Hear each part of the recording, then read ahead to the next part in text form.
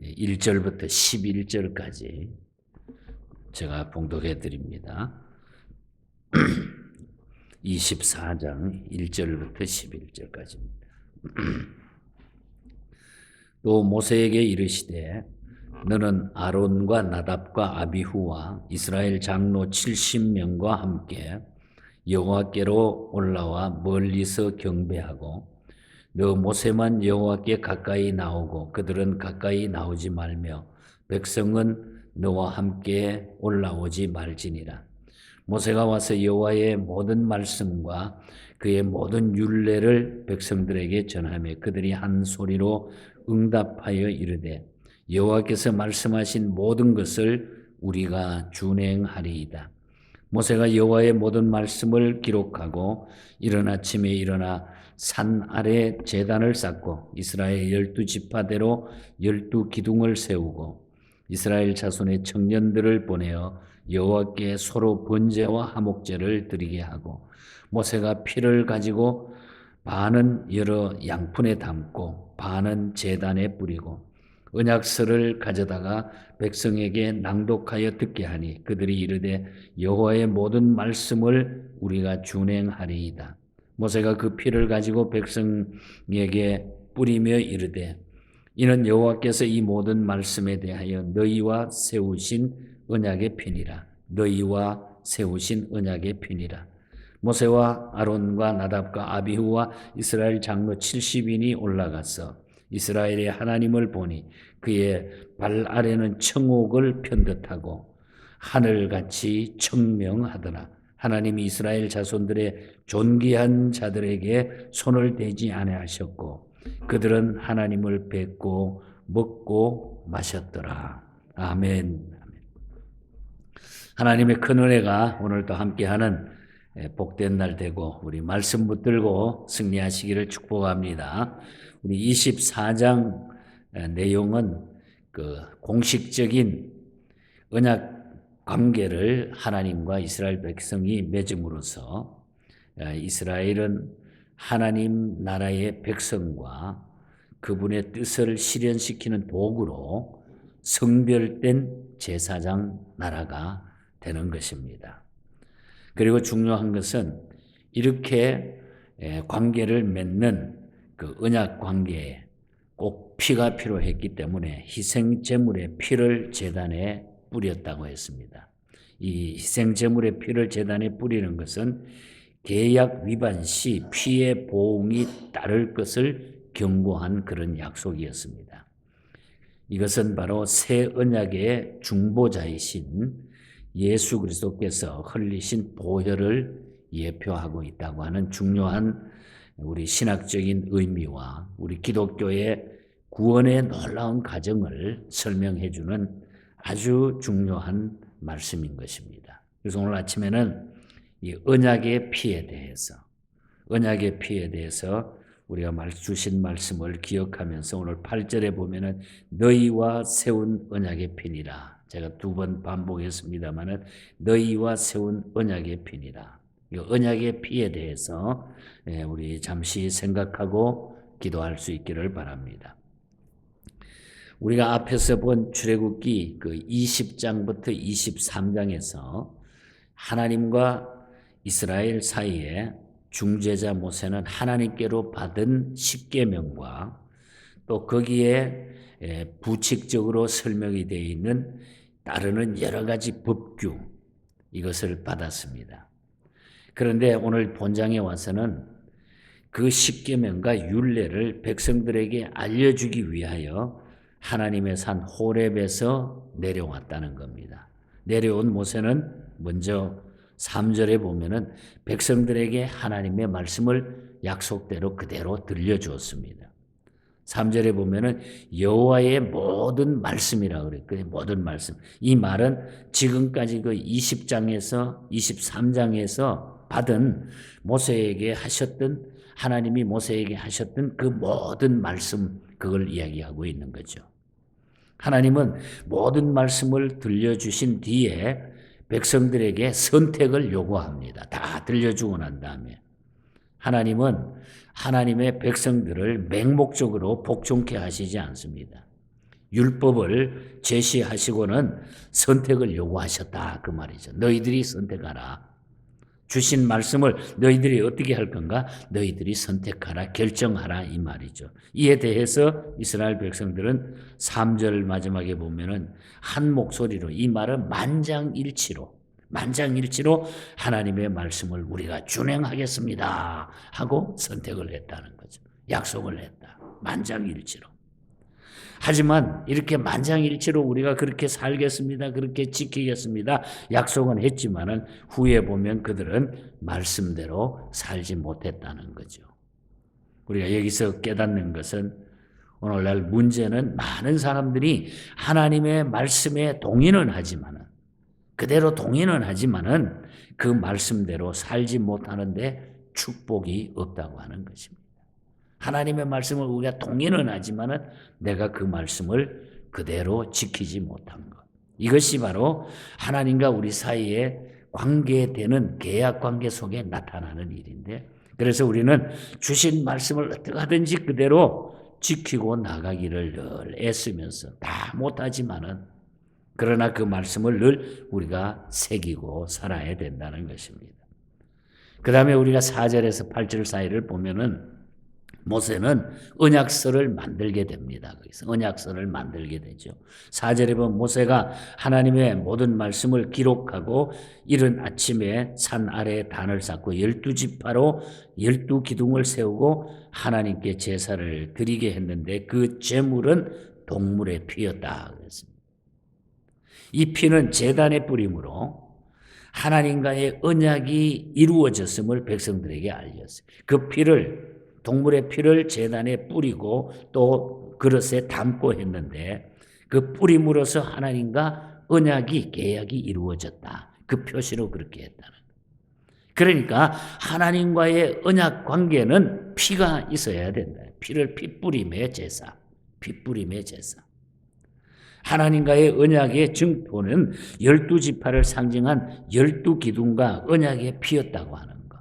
두 가지. 12기둥과 언약의 피. 12기둥은 외형적인 계약이고 제단에 뿌린 피는 내적인 확증을 이야기하고 있는 것입니다. 이것은 오늘날에 있어서 하나님과 우리 사이의 언약서는 교회와 그리스도의 피라고 하는 것을 상징하고 있는 그런 메시지. 교회와 외형적으로 교회, 그 다음에 언약의 피는 예수 그리스도의 피 믿는 것.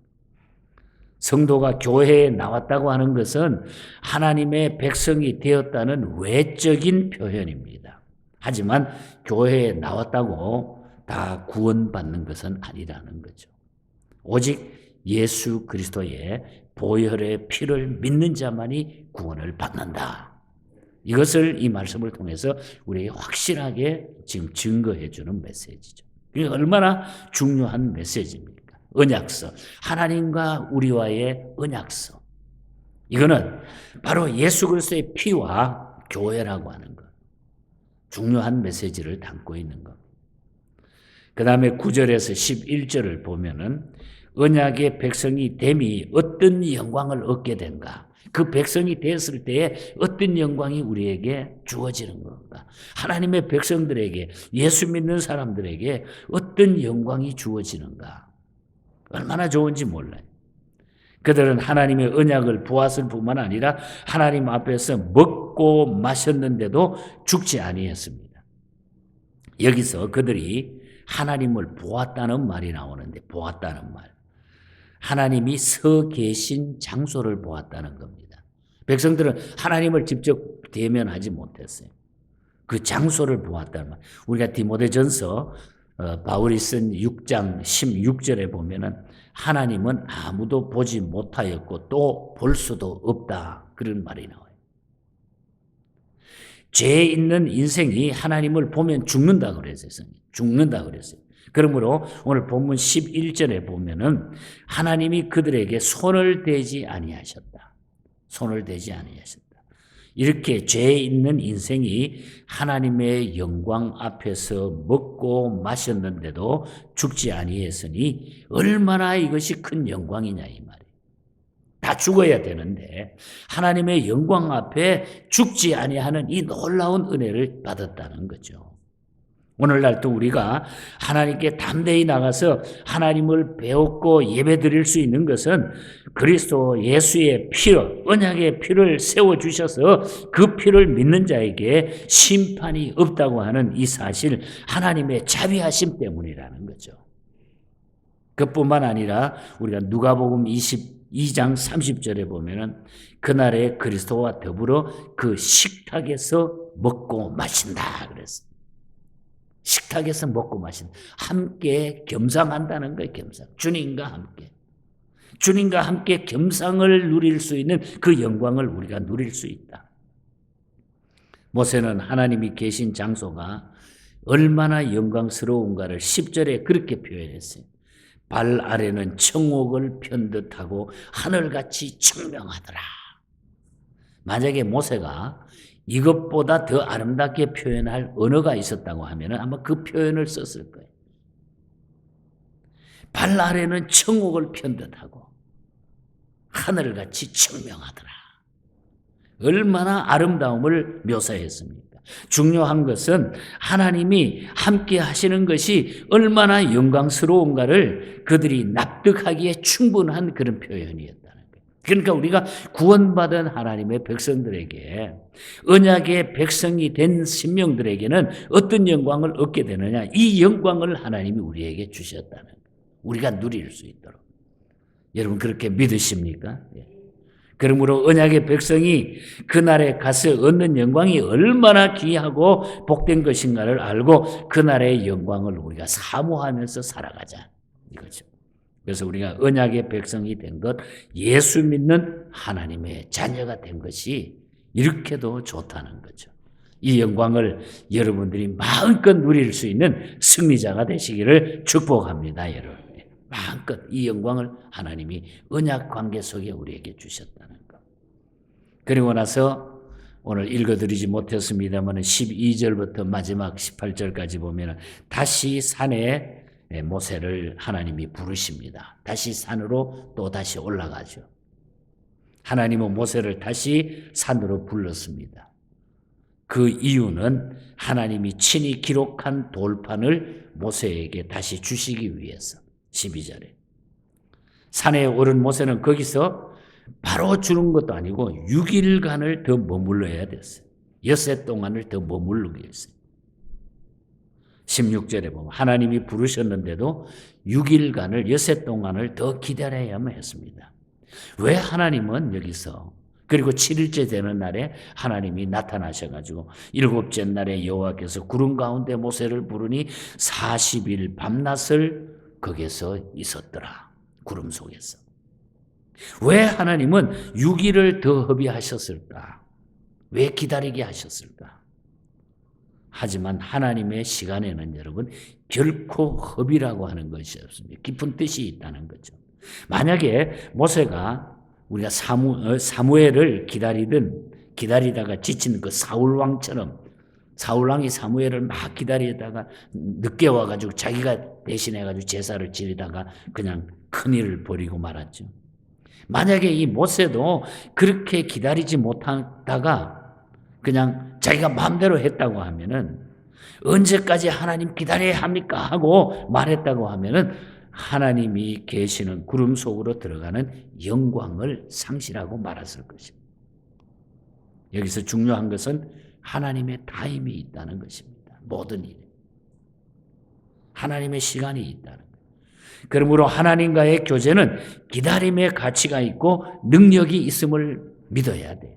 하나님께서 하시는 능력, 타임이 있다는 거예요. 우리에게 베푸시는 타임이 있다는 거예요. 오순절날 성령 충만을 받은 120명 성도들도 약속의 말씀을 믿고 기다릴 때에 하나님의 역사가 거기 나타난 거예요. 성령 충만의 역사가 기다릴 때 성도가 하나님과의 교제에 많은 시간을 바치는 것은 그래서 결코 무용한 시간이 아니라 가장 잘 쓴 시간임을 우리가 믿어야 된다. 그래서 우리가 어려울 때 힘들 때도 하나님이 함께 하시는 하나님이 시간에 있다고 하는 것. 그래서 그 섭리와 뜻을 바라보며 기다리고 기도하는 그 심령이 하나님의 큰 역사를 만들어 나가게 된다. 하나님의 시간을 내 시간으로 바꾸지 말라는 거예요. 내 고집대로 하지 말라. 하나님은 그런 하나님이 아니라고 하는. 그래서 오늘 아침에 말씀의 결론은 주님의 보혈로 우리는 구원받았다고 하는 거예요. 주님의 보혈. 주님과 우리와의 새 언약이 맺어졌는데 피를 요구하셨던 주님. 예수님은 그 피를 우리 대신 흘려주셔서 나를 구원해 주셨다고 하는 거예요. 그 언약 관계를 맺게 해 주셨다고 하는 거예요. 얼마나 놀라운 겁니까? 새 언약 그리스도의 보혈입니다. 너희와 세운 언약의 피니라. 미국의 YMCA 지도자로 활약했던 루이스 존스라고 하는 분은 정말 예수 믿는 사람들에게 가장 중요한 메시지가 무엇일까? 파워 인 더 블러드라고 하는 주의 피의 능력이라고 하는 이 찬송시를 썼는데 우리가 열심히 불렀죠. 오늘 아침에도 우리가 찬양하지 않았습니까? 파워 인 더 블러드라고 하는 예수 그리스도의 피, 이 피의 능력, 피의 힘. 주의 보혈 능력이 있도다. 주의 피 믿으오. 주의 보혈 그 어린 양의 매우 귀중한 피로다. 그리스도의 피가 아니면 우리가 구원받지 못한다. 그 피의 능력이 오늘 우리에게 그대로 나타나고 있다고 하는. 그래서 예수 믿는 것은 이런 능력의 삶을 사는 겁니다, 여러분. 하나님은 철저하게 하나님의 백성을 피로 맺은 이 언약 때문에, 이 관계 때문에 결코 버리지 않고 계속 우리를 인도해 주시고 우리를 보호해 주신다. 나는 하나님의 자녀다. 오늘 이 믿음으로 이 한 주간도 기분 좋게 사시고 오늘 하루도 여러분의 능력 있는 삶의 모든 시간들이 되시기를 주님 이름으로 간절히 축복합니다.